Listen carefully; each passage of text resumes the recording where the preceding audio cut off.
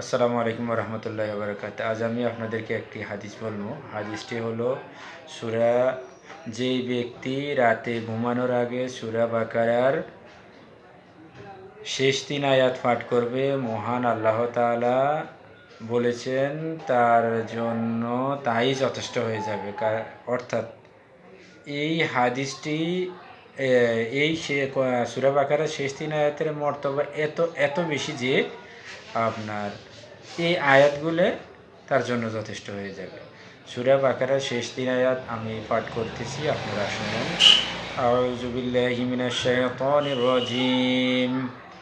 বিসমিল্লাহির রহমানির রহিম। লিল্লাহি মা ফিস সামাওয়াতি ওয়াল আরদি ওয়া ইন তুবদু মা ফি আনফুসিকুম আও তুখফুহু ইউহাসিবকুম বিহিল্লাহ فيغفر لمن يشاء ويعذب من يشاء والله على كل شيء قدير.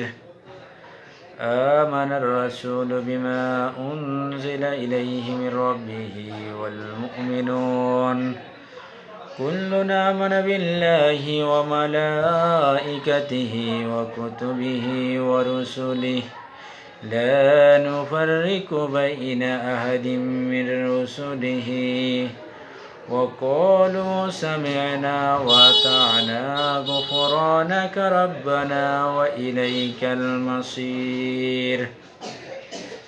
لا يكلف الله نفسا إلا وسعها لها ما كسبت وعليها ما اكتسبت ربنا لا تؤاخذنا إن نسينا أو أخطأنا ربنا ولا تحمل علينا إصرا كما حملته على الذين من قبلنا ربنا ولا تحملنا ما لا طاقة لنا به واعف عنا واغفر لنا وارحمنا أنت مولانا فانصرنا على القوم الكافرين. صدق الله العلي العظيم. আপনারা সবাই অবশ্যই এই আয়াতের আমলটা রাত্রিবেলা ঘুমের আগে করবেন। আল্লাহ আপনাদের সহায় হোক এই কামনায়। আল্লাহ হাফেজ।